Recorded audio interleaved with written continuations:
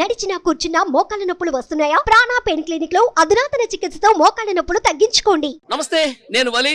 ప్రస్తుతం నేను ప్రజాభవన్ దగ్గర ఉన్నాను. ఇక్కడ మనం చూస్తున్న ప్రజావాణి కార్యక్రమం జరుగుతుంది. ఈ రోజు శుక్రవారం ఉదయం 10 గంటల నుంచి మధ్యాహ్నం 1 గంట వరకు ప్రజావాణి అర్జీల స్వీకరణ జరుగుతుంది. ఇక్కడ నేను వచ్చినప్పుడు మల్లారెడ్డి బాధితులు మనకు కనిపిస్తున్నారు. వాళ్ళతో ఒకసారి మాట్లాడే ప్రయత్నం చేద్దాం. ఇక్కడ బ్యానర్ కూడా ఒకటి పెట్టారు, Mallareddy land grabbing victims, Medchal Malkajgiri district, survey number 648/1, 650 and 650/2, Shri Mallikarjuna Nagar welfare and development society, Gundlapochampalli village లో మల్లారెడ్డి బాధితులు ఉన్నారు. న్యాయం చేయాలంటూ కోరుతున్నారు. వాళ్ళతో ఒకసారి మాట్లాడే ప్రయత్నం చేద్దాం. సార్, మీ పేరు?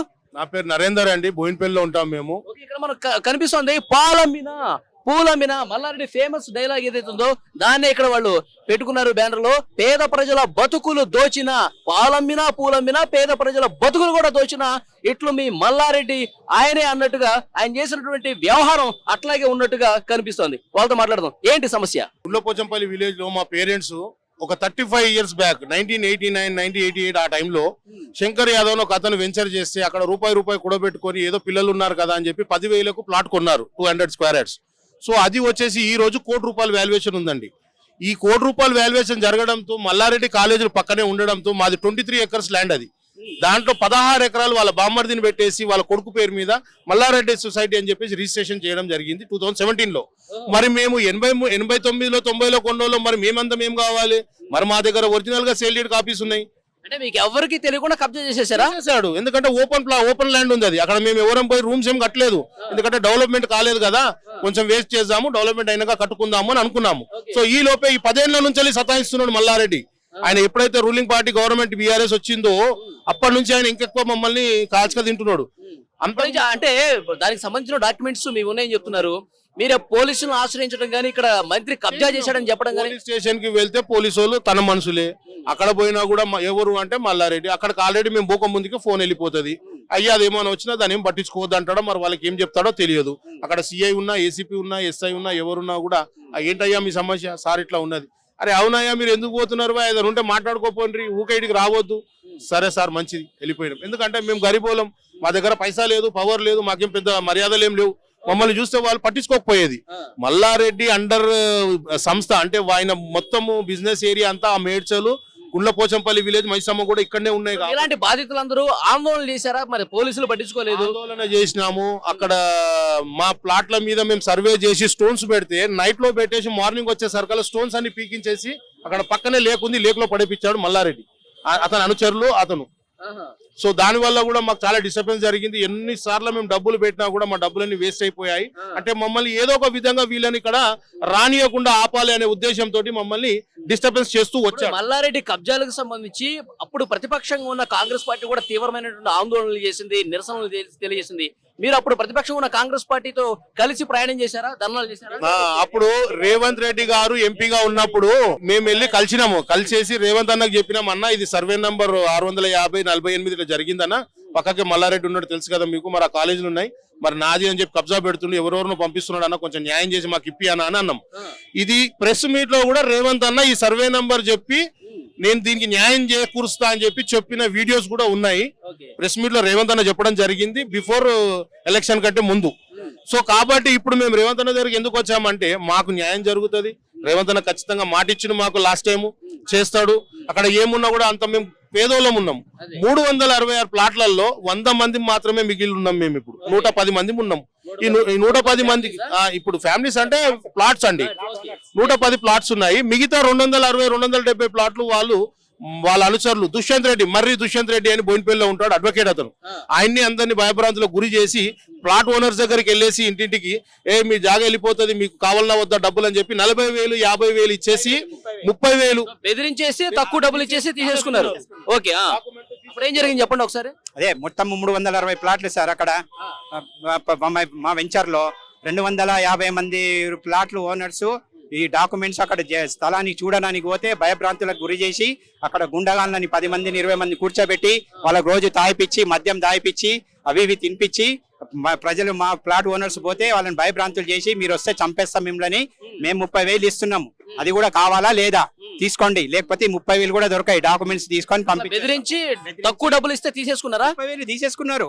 240-50 మంది మొత్తం డాక్యుమెంట్స్ భయపడి ఇచ్చేసి తీసుకున్నాం. ఇప్పుడు 120 మంది ప్లాట్ ఓనర్స్ మేము ఇయ్యలేదు, మాకు 1,00,000 ఇస్తా అన్నాడు, మేము ఇవ్వలేదు, చూద్దాం, మేము కొట్లాడతాం మేము ఎప్పటికైనా.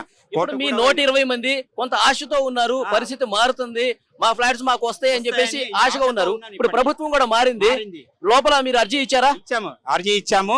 రేవంత్ రెడ్డి గారు కూడా ఇది నాలెడ్జ్ ఉంది. రేవంత్ రెడ్డి గారు కూడా బిఫోర్ ఎలక్షన్స్ V6 లో ఇవన్నీ డాక్యుమెంట్స్ తో సహా, సర్వే నెంబర్ తో సహా మల్లారెడ్డి కబ్జా చేసిండని రేవంత్ రెడ్డి గారు కూడా చూపించారు. కాబట్టి రేవంత్ రెడ్డి గారికి కూడా ఇది నాలెడ్జ్ ఉంటది. ఇప్పుడు మల్లారెడ్డి అనేవారికి, సర్వే నెంబర్ అనేవారికి మైండ్ లో ఉన్నది అతను సార్కి. కాబట్టి ఇప్పుడు మేమందరము బాధితులము ఇక్కడికి వచ్చినాము. మొన్ననే వార్త కూడా మనం చూసాము, మీ దాంతో పాటు గిరిజనులకు సంబంధించిన భూమిని కూడా ఆక్యుపై చేశాడు, 2 ఎకరాలు ఆఫ్ చేసిండు. SC ST కేసు బుక్ అయింది మా బుక్ అయింది. అవును, కేసు బుక్ అయింది మా కోర్టులో. అతని మీద భూ కబ్జాదారుడు కాబట్టి చాలా కఠినంగా శిక్షించాలి ఇతన్ని. మల్లారెడ్డిని, దానం నాగేందర్ ఉన్నారు కదా, మొన్న దానం నాగేందర్ది కూడా వచ్చారు. ఇటువంటి భూ కబ్జాదారులని చాలా కఠినంగా అంటే కఠినంగా శిక్షించాలి. వీళ్ళకు దయచేసి కోర్టు కూడా జడ్జిలను కూడా వేడుకుంటున్నాను, వాళ్ళకి బెయిల్ కూడా ఇవ్వడానికి ఆస్కారం. ఈ ప్రభుత్వంలో గతంలో ఏదైతే అక్రమాలు, అన్యాయాలు, కబ్జాలు ఇవన్నీ జరిగినాయో వాటి మీద పూర్తి స్థాయిలో నిష్పక్షపాతంగా దర్యాప్తు జరిగే పరిస్థితి ఉందా? ఉన్నదని మేము అనుకుంటున్నాము. రేవంత్ రెడ్డి గారు మాట ఇచ్చారు, ఇవన్నీ చేస్తామని చెప్పారు. కాబట్టి మేమందరము ఆయన చెప్పిన విధంగా మేము ఇక్కడికి ప్రజావానికి వచ్చి మా బాధలు కూడా చెప్పుకుంటున్నాము. కాబట్టి అందరికి కూడా, మాకే కాదు, ఏ భూ బాధితులకు కబ్జా చేసినా కూడా, ఎక్కడికైనా ప్రాంతంకైనా వచ్చినా కూడా అందరి ప్రజలకు కూడా న్యాయం చేయాలని వాళ్ళందరి తరఫు కూడా నేను కూడా విజ్ఞప్తి చేస్తున్నాను సీఎం గారు. ఇప్పుడు మల్లారెడ్డి గారు మంత్రిగా ఉన్నప్పుడు మీరు పోలీసులను ఆశ్రయించారు, న్యాయం చేయాలని కోరారు. ఇప్పుడు ప్రభుత్వం మారింది, ఇప్పుడు ఏమైనా తాజాగా కంప్లైంట్ ఏమైనా ఇచ్చారా? ఇచ్చాము. పేట్ బషీరాబాద్ లో నిన్న కాంపౌండ్ వాళ్ళు కడితే కులగొడితే వాళ్ళు వేరే వాళ్ళు కంప్లైంట్ చేస్తే పేట్ బషీరాబాద్ SI CA పిలిచి మా అందరి పిలిచి ఒరిజినల్ డాక్యుమెంట్స్ తీసుకురా అని 3 రోజుల నుంచి తిప్పి మేము నీకు న్యాయం చేస్తానన్నాడు. కానీ వాళ్ళు న్యాయం ఏం చేస్తాడు? ఇది సివిల్ కేసు కదా, వాళ్ళు పోలీసులు ఈ సివిల్ కేసులో రావడానికి లేదు. వాళ్ళు న్యాయం ఎట్లా చేస్తారు? మాకు ఏదన్నా యాక్సిడెంట్ అయ్యి మనం కొట్టుకుంటే మాత్రము కేసు బుక్ చేస్తారు, FIR ఇష్యూ చేస్తాడు.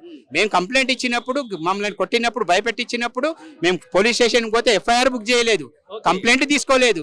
ఎందుకంటే 10 ఏళ్ల నుంచి KCR KTR ప్రభుత్వం ఉంది కదా, వాళ్ళ నాలెడ్జ్ కూడా తీసుకెళ్ళినాము, MROకి తీసుకెళ్ళినాము, కలెక్టర్ ఆఫీస్ కి తీసుకెళ్ళినాము.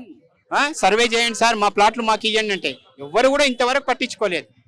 మొత్తము BRS కబ్జానే. మొత్తము BRS ప్రభుత్వం 10 ఏళ్ళు 9.5 ఏళ్ళు చేసిన పరిపాలన చేసింది కబ్జాదారులే.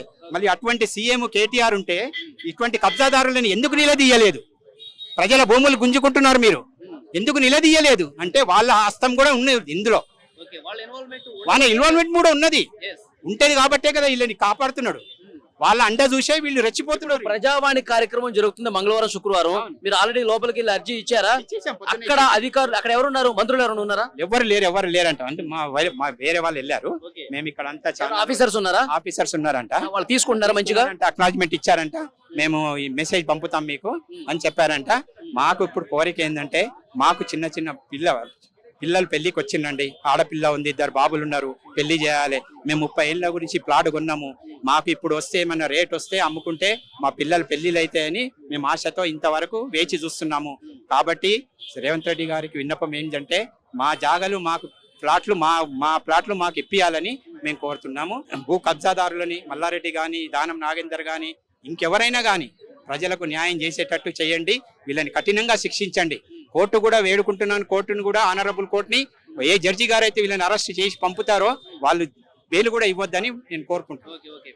అది ఇక్కడ పరిస్థితి మనం చూస్తున్నాము. మాజీ మంత్రి మల్లారెడ్డి బాధితులు వాళ్ళ ఆవేదన, వాళ్ళ మాటల్లోని మనం విన్నాము. గత ప్రభుత్వం ఉన్నప్పుడు BRS గవర్నమెంట్ లో మా భూములు కబ్జా చేసి నరక యాతన పెట్టారు, మమ్మల్ని పోలీసులు పట్టించుకోలేదు, కనీసం FIR కూడా నమోదు చేయని పరిస్థితి కనిపిస్తుంది. ఇప్పుడు ప్రభుత్వం మారింది కాబట్టి కొద్దిగా ఆశ కనిపిస్తుంది మాకు, మా భూములు మళ్ళీ మాకు వస్తాయి, మాకు పేదవాళ్ళము మా పిల్లలు పెళ్లి చేయాల్సినటువంటి పరిస్థితి ఉంది, మా ఫ్లాట్స్ మాకు వస్తుందన్న ఇప్పుడు దర్యాప్తు నిష్పక్షపాతంగా జరిగి కబ్జా చేసిన వాళ్ళని అరెస్ట్ చేసి కఠినంగా శిక్షించాల్సిన అవసరం ఉందని చెప్తున్నారు. ప్రజావాణిలో లోపలికి వెళ్లి అర్జీలు కూడా పెట్టుకున్నాము, న్యాయం జరుగుతున్న నమ్మకం ఇప్పుడు ఉందని చెప్తున్నారు. సో చూద్దాం ఈ భవిష్యత్తులో. ఇప్పుడు గత కొన్నాళ్ళ నుంచి మాజీ మంత్రి మల్లారెడ్డి మీద భూ కబ్జాకు సంబంధించిన ఆరోపణలు వస్తూనే ఉన్నాయి, కానీ ఎక్కడ దర్యాప్తు సజావుగా జరిగిన పరిస్థితి లేదు. మరి కొత్త ప్రభుత్వంలో అన్నా వీళ్ళకి న్యాయం జరుగుతుందా? ఈ కబ్జాకు సంబంధించిన వివరాలన్నీ బయటకు వస్తాయా? దర్యాప్తు నిష్పక్షపాతంగా జరుగుతుందా? మల్లారెడ్డి బాధితులకు సంబంధించిన వీళ్ళ ఆవేదన కొంతవరకు తీరుతుందా లేదన్నది కూడా చూద్దాం భవిష్యత్తులో. Thank you.